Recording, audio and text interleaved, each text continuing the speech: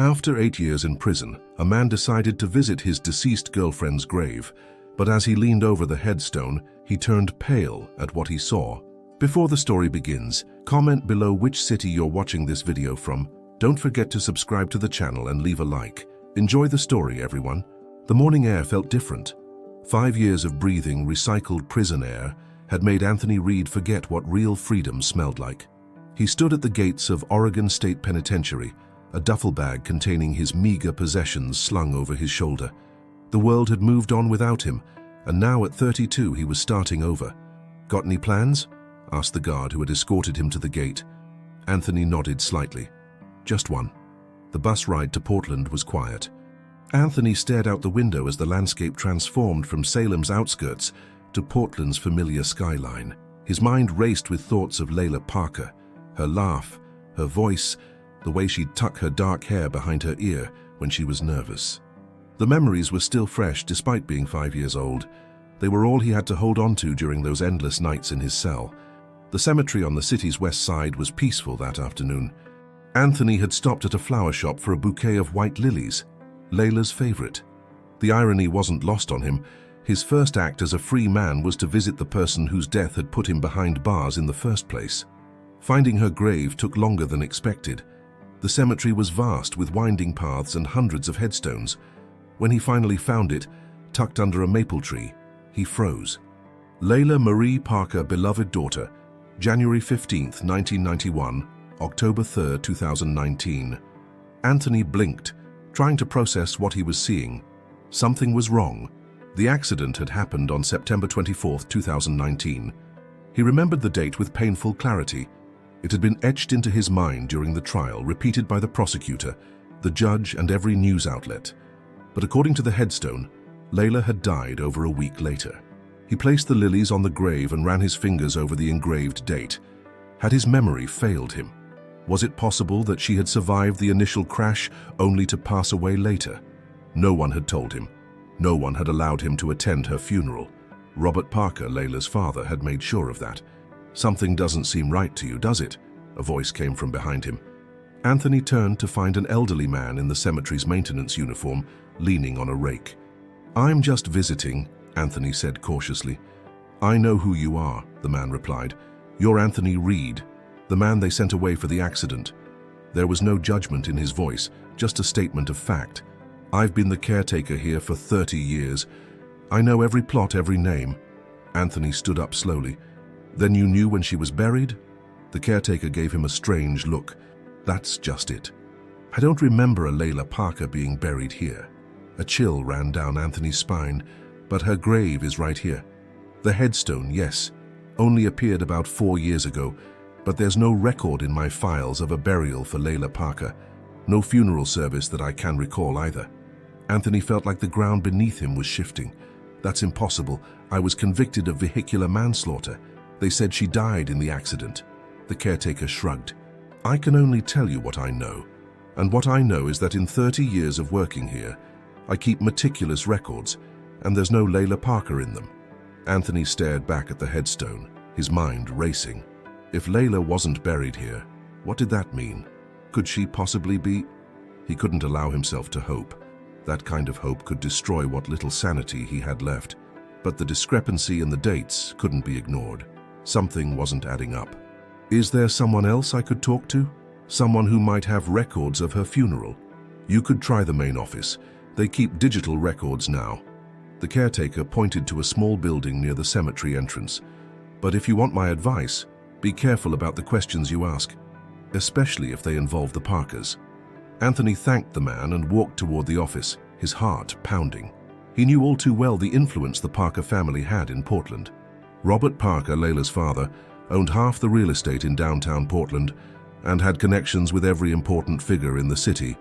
It was those connections that had ensured Anthony's swift conviction, despite the circumstantial evidence. The cemetery office was empty except for a middle-aged woman behind a computer. When Anthony asked for records about Layla Parker's burial, the woman's expression immediately changed. "I'm sorry, but those records are private," she said stiffly. "I just need to confirm the date of her burial," Anthony persisted. "May I ask why you're inquiring about this particular deceased?" Anthony hesitated. Revealing his identity might close doors rather than open them. "I'm an old friend. I was out of the country when it happened." The woman eyed him suspiciously, but turned to her computer. After a few clicks, her brow furrowed. "That's strange." "What is?" "I don't see any record of a burial for a Layla Parker in our database. There's a plot registration under the Parker family name, but no interment record." The room seemed to spin around Anthony. A plot, but no burial. A gravestone with the wrong date. What did it all mean? As he left the cemetery, Anthony pulled out his phone, a basic model he'd purchased immediately after his release. There was only one person he could trust with this, one person who might help him make sense of it all. Tyler Wilson, his childhood friend who was now a detective with the Portland Police Bureau. If anyone could help him unravel this mystery, it would be Tyler. And if there was even the slightest chance that Layla was alive, Anthony had to find out. He owed it to her and to himself to discover the truth behind the lie that had stolen 5 years of his life. The Portland Police Central Precinct hadn't changed much in 5 years. Anthony stood across the street, watching officers and civilians move in and out of the imposing building. He hadn't stepped foot in a police station since his sentencing, and the thought of doing so now made his stomach churn. But he needed answers, and Tyler Wilson was his best chance at finding them. "I don't believe it," came a familiar voice from behind him. Anthony Reed, back in the flesh. Anthony turned to find Tyler Wilson, looking more mature in his detective suit, but with the same easy smile that had characterized their friendship since elementary school. There was a wariness in his eyes, though, the kind that comes from years of seeing the worst in people. "How did you know I was here?" Anthony asked, accepting Tyler's extended hand. "Got a call from records about someone asking for you. Figured you might show up here eventually." Tyler studied his old friend's face. "You look different. Prison will do that to you." An awkward silence fell between them. 5 years of separation and circumstances, creating a chasm that had once been a bond forged in childhood. "Look, I know this is uncomfortable," Anthony finally said, "but I need your help. Something's not right about Layla's death." Tyler glanced around, then nodded toward a coffee shop across the street. "Not here, let's talk somewhere else." Once seated in a corner booth with coffees in front of them, Anthony explained his discovery at the cemetery. Tyler listened without interruption, his expression growing more troubled with each detail. "So the dates don't match and there's no burial record," Tyler summarized when Anthony finished. "It's strange, I'll give you that." "It's more than strange," Anthony insisted. "Tyler, what if she's alive?" Tyler set down his coffee cup. "That's a dangerous road to go down, Tony. I understand you want to believe it, but this isn't about what I want to believe. It's about facts that don't add up." Anthony leaned forward. "You're a detective now. You know when something doesn't fit." Tyler ran a hand through his hair, a habit from their youth that signaled he was conflicted. "Even if there are discrepancies, it doesn't mean she's alive. It could be clerical errors or Robert Parker using his influence to fabricate records," Anthony finished. "You know what he's capable of." Tyler's face darkened. Everyone in Portland knew the rumors about Robert Parker, the business deals that seemed too good to be true, the competitors who mysteriously backed down, the politicians who suddenly changed their positions after private meetings with him. Nothing had ever been proven, but the shadows around Parker Enterprises were long and dark. "What exactly are you asking me to do?" Tyler asked. "Help me look into it, officially. You have access to records I can't get." Tyler shook his head. "I can't open an official investigation based on a hunch and some inconsistent dates. My captain would shut it down immediately, especially if it involves the Parkers." "Then help me unofficially," Anthony pressed. "Just look into the accident report, the medical records, anything that might tell us what really happened that night."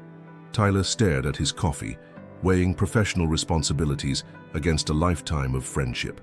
"If I get caught digging into this, I wouldn't ask if I had anyone else to turn to." Anthony's voice cracked slightly. 5 years, Tyler. I lost 5 years for something that might not have even happened." After a long moment, Tyler nodded. "I'll see what I can find, but we do this my way, careful, methodical, and completely off the record. And if I tell you to back off, you back off. Deal?" "Deal," Anthony agreed, relief washing over him. "Where are you staying?" Tyler asked. "My cousin's letting me crash on his couch for a while." Tyler pulled out his phone. "Give me your number. I'll call if I find anything." As Anthony recited his number, Tyler added, What exactly are you hoping to find, Tony? The truth. Anthony's eyes hardened. And if Layla is alive, I want to know why she let me go to prison for her death. 2 days later, Anthony's phone rang at 3 a.m. He fumbled for it in the dark of his cousin's living room. I need you to meet me, Tyler said without preamble. Riverside Park, East Entrance. 30 minutes. The park was deserted at that hour, fog rolling in from the Willamette River. Anthony found Tyler sitting on a bench, a manila folder in his hands, and a troubled expression on his face. What did you find? Anthony asked, settling beside him. I pulled everything I could on the accident. Police reports, medical examiner's findings, witness statements. Tyler handed him the folder. It's all there, but something's not right. The ME's report is incomplete, missing key details. The witness statements conflict on major points, and the most damning evidence against you, the blood alcohol test. The chain of custody documentation is irregular. Anthony flipped through the pages, trying to make sense of the technical language and official stamps. What does all this mean? It means your case was mishandled, at best. At worst, Tyler hesitated. At worst, it was deliberately manipulated. Anthony looked up sharply. By who? I can't say for sure, but there are signatures from officials known to be close to Robert Parker. Tyler tapped a particular page. This is the interesting part. The ambulance that supposedly transported Layla's body. It wasn't dispatched by 911. It came from a private medical service owned by a subsidiary of Parker Enterprises. Anthony's heart hammered against his ribs. So Robert could have staged the whole thing? Theoretically, but that still doesn't tell us why or where Layla might be now. Anthony stared out at the river, where the first hints of dawn were illuminating the water. We need to find someone who was there that night, someone who isn't on Parker's payroll. I might know someone, Tyler said slowly. There was a paramedic from the first responding unit, city employees, not Parker's private service. He got reassigned shortly after your trial.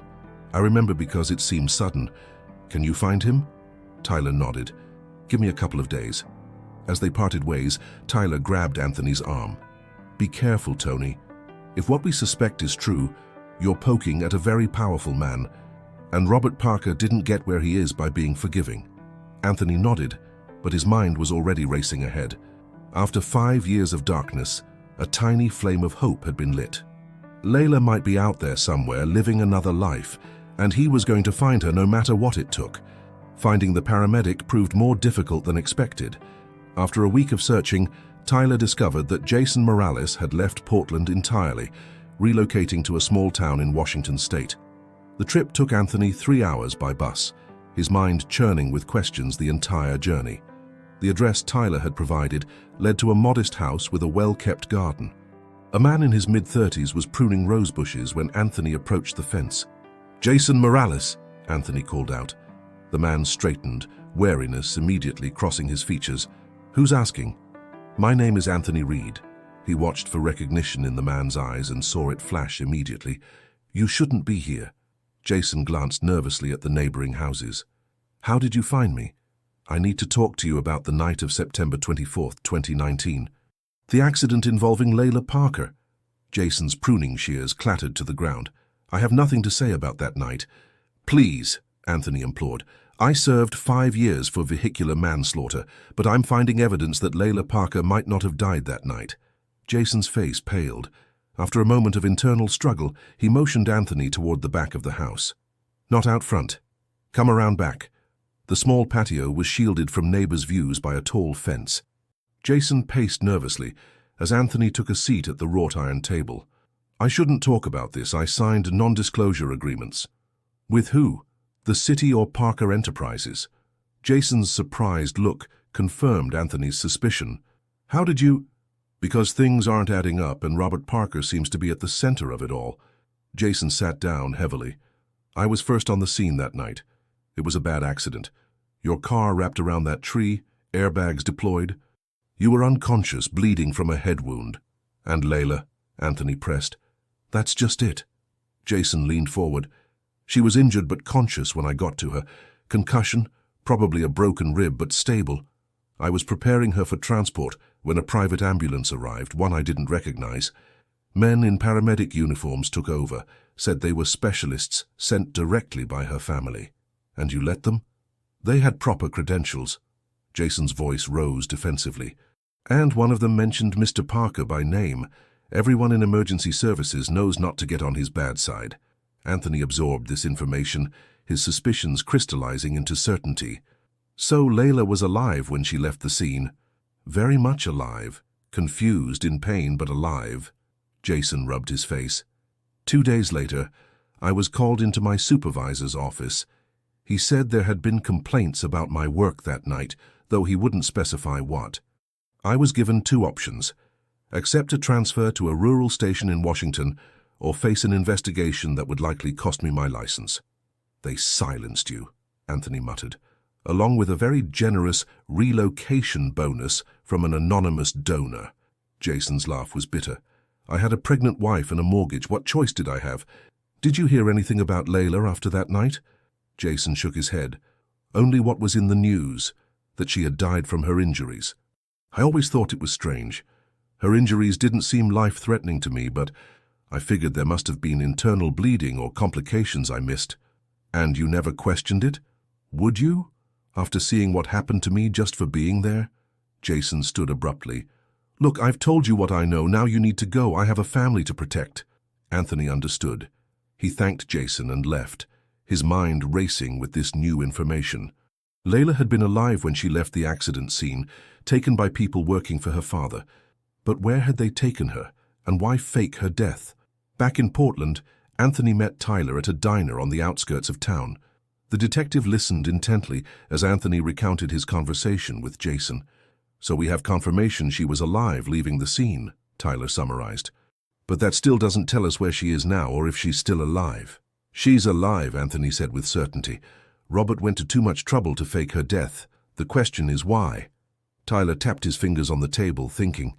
We need to look at what happened after the accident. Were there any significant changes in the Parker family or business? Anthony considered this. I was already in custody by then. The trial happened quickly, barely 2 months after the accident. I'll look into any business moves Parker made around that time. Tyler pulled out a notebook. What about Layla? Did she have friends, confidants who might know something? She was close to her college roommate, Megan Winters, and there was her assistant at the gallery, Sarah something. I'll try to track them down. Tyler hesitated. There's something else. I managed to get access to the DMV database. There's a Beatrice Oliveira who got her license in Washington State 4 months after Layla's supposed death. The physical description matches Layla, and the photo is blurry but similar enough. Anthony's pulse quickened. Where in Washington? Seattle. But Anthony, this is a thin lead. Beatrice could be anyone. It's more than I had yesterday. Anthony stood up. I'm going to Seattle. Tyler grabbed his arm. Not yet. We need more information first. Seattle's a big city, and if Robert Parker went to this much trouble, finding her won't be easy. Let me do some more digging. Reluctantly, Anthony agreed to wait. Over the next few days, he pored over everything Tyler could find about the Parker family and Layla's life. Most of it he already knew, how she had rebelled against her father's expectations by opening an art gallery instead of joining the family business, how Robert had never approved of her relationship with Anthony, a landscape architect from a middle-class family. On the 4th day, Tyler called with unexpected news. I found someone you need to talk to, Carlos Mendez, former security for the Parker estate. He was let go shortly after your conviction, apparently for breach of protocol. Where is he now? Working night security at a warehouse downtown. His shift ends at 6 a.m. I'll text you the address. The industrial district was quiet as dawn broke. Anthony waited in his cousin's borrowed car, watching as workers trickled out of the warehouse at the end of their shift. Carlos Mendez was easy to spot from the employee photo Tyler had obtained. Tall, broad-shouldered, with a distinctive scar along his jawline. Carlos Mendez, Anthony called out as the man walked to his car. Can I talk to you for a minute? Carlos turned, instantly alert. Who are you? Anthony Reed. I was convicted of killing Layla Parker 5 years ago. Recognition flickered in Carlos's eyes, followed by something like relief. I've been waiting for someone to ask the right questions. Get in. They drove to a quiet spot overlooking the river. Carlos turned off the engine and faced Anthony. I knew this day would come, he said quietly. I just didn't know if it would be you or the police who figured it out first." "Figured what out?" Carlos took a deep breath. "Layla Parker isn't dead. And the accident that night? It was just the opportunity Robert Parker needed to get rid of you and control his daughter once and for all." Anthony's heart pounded so hard he could barely hear over the blood rushing in his ears. "Tell me everything." Carlos Mendez gripped the steering wheel, staring out at the Willamette River as it glinted in the early morning light. The weight of the secrets he'd carried for 5 years seemed to press down on his broad shoulders. "I worked security for the Parkers for nearly a decade," he began. "You see a lot in that position, things you're supposed to pretend not to notice. Mr. Parker trusted me, as much as he trusts anyone." "What happened the night of the accident?" Anthony pressed. "I wasn't there for that part, but I was on duty when they brought her to the estate instead of the hospital." Carlos shook his head. "She was sedated, pretty out of it. They took her to the guest house at the back of the property, converted it into some kind of medical suite. Private doctors, nurses, the works." "How long was she there?" "About 3 weeks. I wasn't allowed inside, but I saw her through the window sometimes, walking around looking lost." Carlos turned to face Anthony. "The whole time they were setting you up to take the fall, Mr. Parker had his lawyers pushing for the maximum sentence, feeding stories to the press about your drinking problem."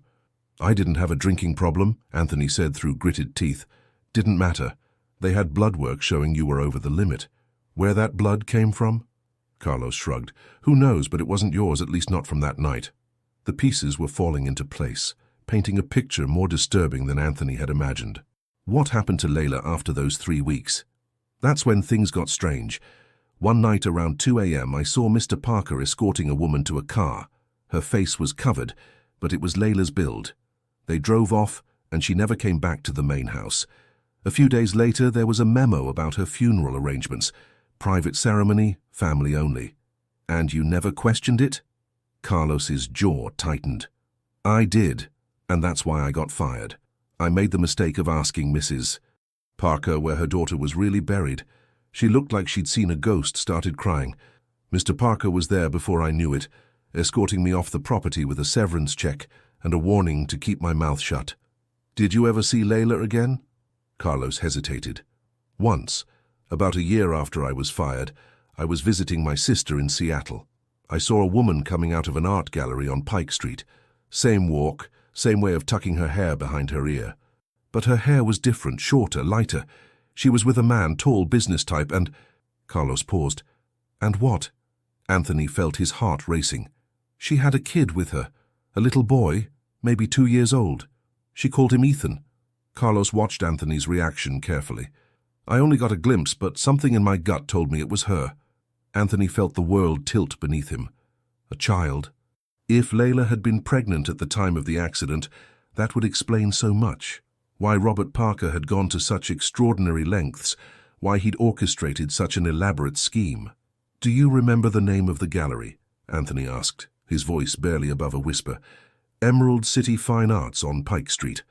I wrote it down, thought someday I might need it." Carlos pulled out his wallet and extracted a worn piece of paper. "Here's the address. I don't know if she still works there, but it's a place to start." Tyler wasn't happy when Anthony called to tell him he was heading to Seattle immediately. "This is moving too fast," the detective warned. "We need more information, a better plan." "I can't wait," Anthony replied, already throwing clothes into a backpack. "If there's even a chance she's there, that my child is there, I have to go." "Then I'm coming with you," Tyler insisted. "Give me a few hours to arrange some time off. We'll take my car." The drive to Seattle was tense, both men lost in their thoughts.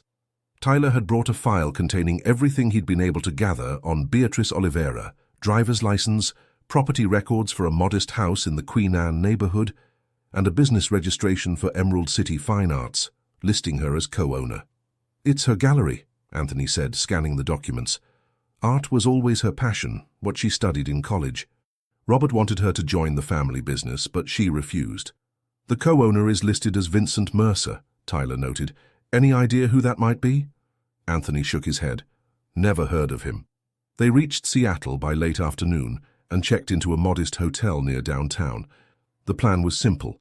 Surveillance of the gallery first, then decide on the best approach. Emerald City Fine Arts was located in a renovated brick building, its large windows displaying contemporary sculptures and paintings. Anthony and Tyler watched from a coffee shop across the street, tension mounting with each passing minute. At 6 p.m., a tall man in an expensive suit exited the gallery, checking his watch before walking to a nearby parking garage. 30 minutes later, a woman emerged, locking the door behind her. Even from across the street, Anthony knew immediately. The honey blonde hair was different, cut in a stylish bob instead of the long dark waves he remembered. Her clothes were more conservative, her posture more guarded. But the way she moved, the tilt of her head as she glanced at her phone, it was undeniably Layla. Anthony started to rise, but Tyler gripped his arm. "Not here, not now. We need to be smart about this." "That's her, Tyler. That's Layla. I believe you." But storming across the street and confronting her in public could cause more harm than good. We don't know her situation, who might be watching, or what she's been told about you. Reluctantly, Anthony sank back into his seat. They followed her at a distance as she walked several blocks to a parking structure, then drove her SUV to a tree-lined street in Queen Anne. The house matched the address in their file, a charming craftsman with a small, well-tended front yard. As she walked up the path, the front door opened. The man from the gallery appeared, and beside him a small boy with dark hair who launched himself at Layla with the unrestrained joy of childhood. She scooped him up, spinning him around before carrying him inside. Anthony watched, a storm of emotions threatening to overwhelm him.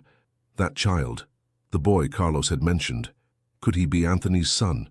The timing would be right. If Layla had been pregnant at the time of the accident, the child would be about 7 now. "We need to find out more about Vincent Mercer," Tyler said, breaking into Anthony's thoughts. "And we need a way to approach Layla privately, away from the house and the gallery." Back at the hotel, Tyler used his police contacts to dig deeper into Vincent Mercer's background. The picture that emerged was troubling. Mercer comes from old money, banking family from New York. Moved to the West Coast about 5 years ago to expand the family business. His company has done several major deals with Parker Enterprises. Tyler looked up from his laptop. And guess what?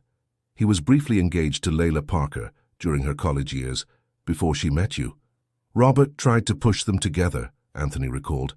She broke it off when she realized it was a business arrangement her father had orchestrated. She said Vincent was nice enough but completely under Robert's thumb. "Well, it looks like Robert finally got his way," Tyler said grimly. "Marriage certificate for Vincent Mercer and Beatrice Oliveira, dated March 15, 2020, less than 6 months after Layla's death." Anthony paced the small hotel room, trying to process everything. So Robert fakes his daughter's death, gives her a new identity, and marries her off to his business partner, all to keep her away from me. But why? What was he so afraid of? Tyler's expression was solemn. "I think you know the answer to that. The child, Anthony. If that boy is your son, Robert would have done anything to keep you out of the picture. A man like him, obsessed with legacy and control. The thought of his grandchild being raised by someone he considers beneath him would be intolerable." Anthony stopped pacing, a cold determination settling over him. "I need to talk to her. Alone? And how do you plan to do that without alerting Mercer or Parker?" Anthony stared out the window at the Seattle skyline. "We watch, we wait, and we find a moment. Tomorrow." Their opportunity came the following afternoon. After a morning of surveillance, they observed Vincent Mercer leaving the house with a suitcase, dropping the boy, Ethan, at what appeared to be a karate class before heading to the airport. Layla, or Beatrice as she was now known, returned to the gallery alone. "This is it," Anthony said, watching the gallery from their parked car. "I'm going in." Tyler gripped his shoulder. "Remember, we don't know what she's been told, what threats might be hanging over her head. Take it slow." Anthony nodded, his mouth dry with anticipation. He crossed the street, heart hammering against his ribs, and pushed open the gallery door. A small bell chimed. The gallery was empty except for a young woman at the reception desk who informed him that Ms. Oliveira was in her office, handling invoices, but would be available shortly. Anthony pretended to browse the artwork, each minute stretching painfully as he waited. Finally, a door at the back of the gallery opened. "Sorry to keep you waiting, how can I—" The words died on her lips as she saw him. The color drained from her face, and she gripped the doorframe for support. "Anthony!" His name came out as barely more than a whisper. "Hello, Layla." He stayed where he was, afraid that any sudden movement might cause her to flee. She glanced frantically at her assistant, then back at Anthony. "Melissa, could you take an early lunch? Lock the front door and put up the back in 1 hour sign, please." The confused assistant complied, leaving them alone in the silent gallery. Layla Beatrice stood frozen, her eyes never leaving Anthony's face, as if she were seeing a ghost. "You're supposed to be in prison," she finally said. "I served my time, 5 years for killing someone who isn't dead." There was no accusation in his voice, only a profound weariness. "How did you find me?" "It wasn't easy. Your father went to a lot of trouble to bury the truth." She closed her eyes briefly, pain flashing across her features. When she opened them again, there was resignation in her gaze. "Come to my office. We shouldn't talk out here." The office was small but elegant, with framed exhibition posters and a large desk covered in papers. Layla closed the door and leaned against it, keeping distance between them. "You look different," Anthony said softly. "So do you." Her eyes traced the new lines on his face, the hardness that hadn't been there before. "Prison changes you." She flinched at that. "Anthony, Is he mine?" Anthony cut in, unable to hold back the question any longer. "Ethan, is he my son?" Her sharp intake of breath was answer enough, but she nodded, tears welling in her eyes. "Yes. I found out I was pregnant the week before the accident. I hadn't told you yet. I wanted to be sure first. And your father found out. He went through my things, found the test results." Her voice hardened. "He was furious. Said you would ruin everything, that you weren't fit to be a father to his grandchild. So he arranged the accident." "No." Layla looked genuinely shocked. "The accident was real. We were arguing about pulling over. You'd had a couple of drinks at dinner. It was raining. The car hydroplaned." Anthony remembered fragments, the argument, the rain-slicked road, the sudden loss of control. "But what happened after?" "The paramedic said you were alive, conscious." Layla moved to a chair, sinking into it as the story spilled out. "My father's security team was monitoring my phone. When they heard about the accident, they sent a private ambulance. I was sedated, taken to our estate. When I woke up, they told me you had been driving drunk, that you'd been arrested. My father said the scandal would destroy my life, the baby's future. So you agreed to disappear." Anthony couldn't keep the hurt from his voice. "I didn't agree to anything at first." Tears streamed down her face now. "They kept me sedated for days. By the time I was thinking clearly, they'd already announced my death. My father showed me the news reports, the outrage against you. He said if I revealed the truth, you'd still go to prison for endangering me, and I'd be dragged through a public scandal. You could have come forward after the trial." "With what? No evidence? My word against my father's empire of lawyers? And by then—" She looked down at her hands. "By then I had Ethan to think about. My father made it clear. If I ever contacted you or revealed the truth, he'd take Ethan away. He had documents, forged statements from doctors claiming I was unstable after the accident. He would have won custody, Anthony." The pieces were falling into place, the impossible choice she'd faced, the cage Robert Parker had built around his daughter. And Vincent Mercer. Where does he fit into all this? A bitter smile crossed her face. My father's perfect solution. Vincent was already his business partner, already vetted and controlled. He offered him an expanded partnership in exchange for marrying me, giving Ethan his name. It's a business arrangement, not a marriage. Vincent has his own preferences. He gets the social standing of a family man, access to my father's empire, and I get to keep my son. Does Ethan know about me? She shook her head. He thinks Vincent is his father. He's only 7, Anthony. 7 years. A lifetime missed. First steps, first words, first day of school, all stolen from him. "I want to meet him," Anthony said firmly. "It's not that simple." "It is that simple," Anthony interrupted. "He's my son. I've lost 5 years of his life already. I won't lose another day." Layla stood abruptly, pacing the small office. "You don't understand the danger. My father would do anything to keep control. If he finds out you found me, that you know about Ethan—" "I don't care about Robert Parker anymore," Anthony said. "I'm not the same man who went into prison. I'm not afraid of him." "You should be." Her voice dropped to a whisper. "He has connections everywhere, police, judges, business. The accident was just the beginning. He's done worse, much worse, to protect his interests. A knock at the office door made them both jump. Tyler's voice came through. "Anthony, everything okay in there? Your hour is almost up." Layla's eyes widened in alarm. "Who is that?" "Tyler Wilson. He's a detective now, an old friend. He's been helping me find the truth." She shook her head frantically. "A police officer?" "No, Anthony, you can't trust anyone with badges. My father owns half the force." "Not Tyler," Anthony insisted, opening the door to let his friend in. "He's the one who found the inconsistencies in the case." Introductions were tense, Layla's distrust evident as she assessed Tyler. But slowly, as they shared what they had discovered, the fake death certificate, the missing medical records, the cemetery plot without a burial, her resistance crumbled. "We need concrete evidence," Tyler said. "Something that proves Robert's involvement in framing Anthony, in forcing you to change your identity." Layla hesitated, then walked to a painting on the wall. Behind it was a small safe. "I've kept some insurance," she said, dialing the combination. "Letters I wrote to you that my father intercepted. Documents I managed to copy before I died. And this," she handed Anthony a flash drive. "Security camera footage from our estate the night they brought me there after the accident. My father doesn't know I have it." Anthony stared at the small device, the key to his vindication, to reclaiming his life and his son. "Why keep all this if you never plan to use it?" Tyler asked. Layla looked at Anthony, regret and longing mingling in her eyes. "Because deep down I always hoped this day would come." The contents of the flash drive exceeded their expectations. Crystal-clear footage showed an unconscious Layla being carried into the Parker Estate's guest house, followed by Robert Parker instructing medical staff. Another clip revealed Parker meeting with the district attorney weeks before Anthony's trial, exchanging what appeared to be an envelope for assurances about the case. "This is enough to reopen your case," Tyler said, his expression grim but satisfied.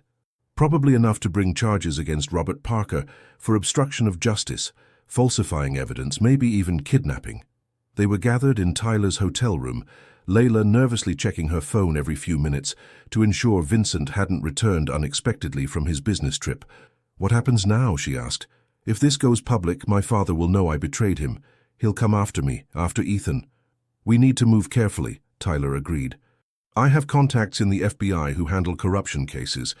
This goes beyond Portland jurisdiction anyway, with the falsified federal documents and crossing state lines." Anthony hadn't taken his eyes off the letters Layla had kept. Dozens of them, written during her first year of forced exile, expressions of love and regret that her father had intercepted, ensuring they never reached Anthony in prison. "I need to meet Ethan," he said again, setting the letters aside. "Before any of this legal process starts." Layla looked torn. "Vincent won't be back until tomorrow night. Ethan has school in the morning, but he'll be home by 4. "I'll come to the house," Anthony said. "What will you tell him?" Layla asked. "He thinks Vincent is his father." "The truth," Anthony replied simply. "Not all at once, but enough. He deserves that." That night, Anthony barely slept, his mind filled with thoughts of the son he'd never known. What would Ethan be like? Would he have Anthony's love of the outdoors, his curiosity about how things grew and thrived? Or would he be more like Layla, artistic and passionate? By morning, Anthony was both exhausted and exhilarated. While they waited for the afternoon, Tyler made secure contact with his FBI connection, outlining the case without naming names. The agent was interested enough to arrange a confidential meeting the following day. At 3:45, Anthony and Tyler parked a block from Layla's house. Tyler would wait in the car. This first meeting needed to be intimate, without overwhelming Ethan with strangers. Layla opened the door before Anthony could knock, her face pale with anxiety. "He's in the backyard. I haven't told him anything yet." Anthony stepped into the house that should have been his home, taking in the family photos on the walls, Ethan through the years, always with Layla, occasionally with Vincent standing stiffly beside them. Never the relaxed poses of a loving father, but the formal arrangements of a business partnership. Through the kitchen window, Anthony caught his first close glimpse of his son. Ethan was playing with a remote control car, his dark hair falling across his forehead in a way that mirrored Anthony's childhood photos. The boy looked up as they approached, his eyes, unmistakably Layla's, curious but cautious. "Ethan, this is Anthony Reed," He's an old friend of mine from Portland, Layla said, her voice carefully controlled.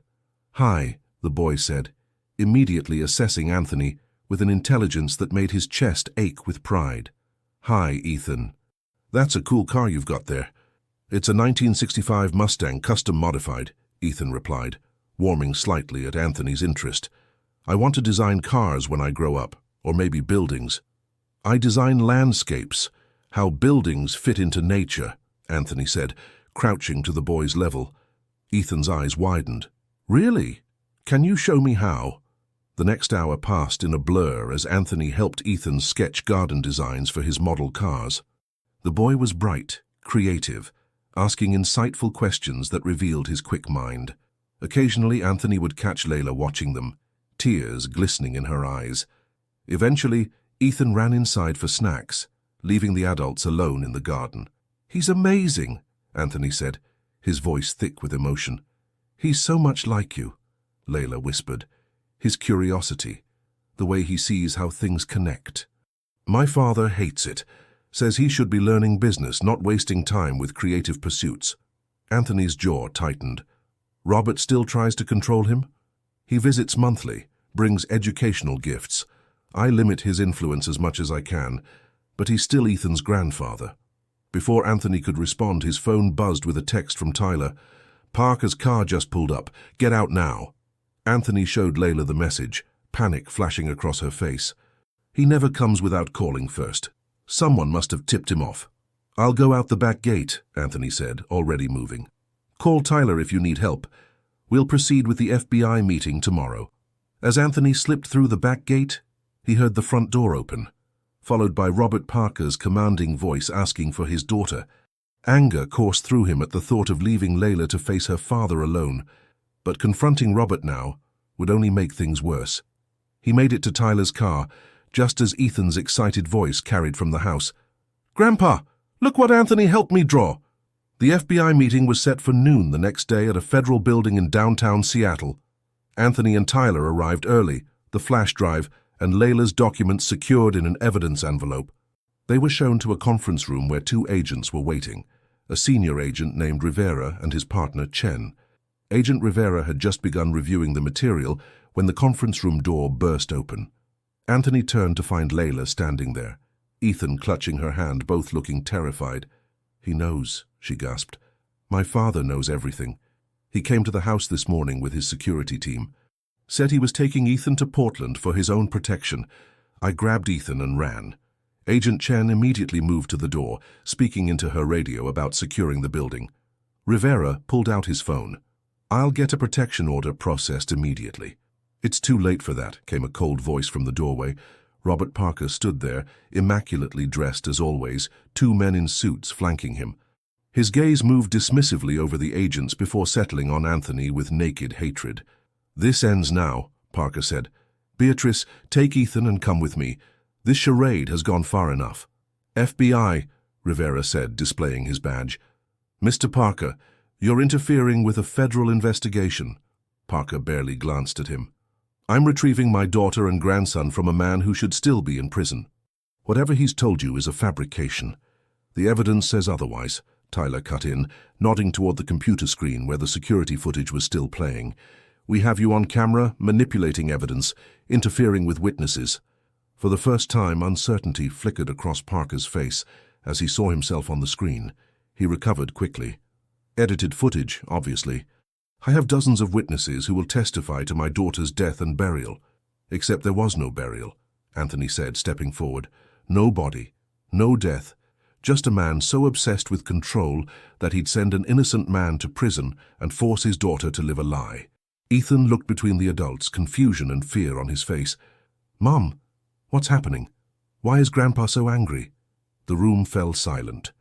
Layla knelt beside her son, her decision made. Ethan, remember how I told you that families come in many different forms? The truth is, Vincent isn't your biological father. Anthony is. The boy's eyes widened as he looked at Anthony with new understanding. Is that why you know how to design gardens like me? Anthony nodded, fighting back tears. Yes, buddy, that's why.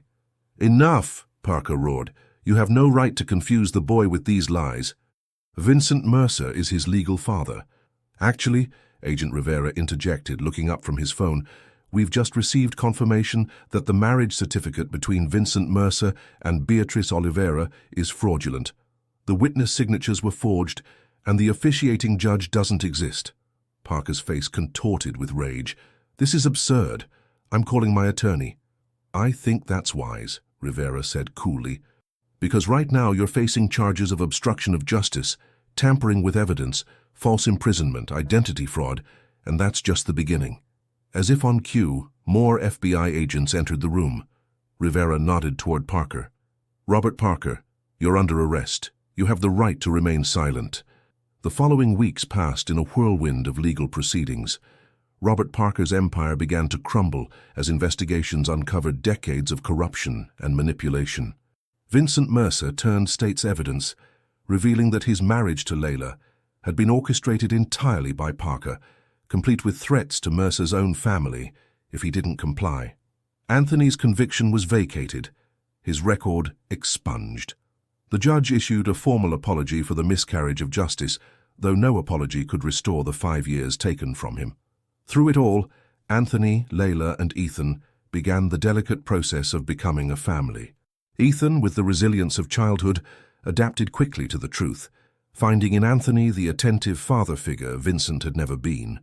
He peppered Anthony with questions about his life, his work, eager to know the man who had given him his love of design. 3 months after Robert Parker's arrest, Anthony sat with Layla on the porch of her Seattle home, watching Ethan play in the front yard. The boy had insisted on redesigning the garden himself, incorporating elements from Anthony's sketches with his own creative vision. He's flourishing, Layla observed, a peaceful smile on her face. Free from my father's expectations, free to be himself. We all are, Anthony replied, gently taking her hand. Their relationship was rebuilding slowly, the years and trauma creating caution where once there had been impulsive passion. But the foundation remained, trust reforged through shared adversity, love tempered by forgiveness. What happens now? Layla asked, echoing her question from that first day in her gallery office. Anthony watched his son arranging stones in a pattern only he could see, creating order from chaos, just as they were doing with their lives. Now we get to write our own story, he said simply. Without lies, without fear. Just truth. Ethan looked up then, waving excitedly for them to come see his creation.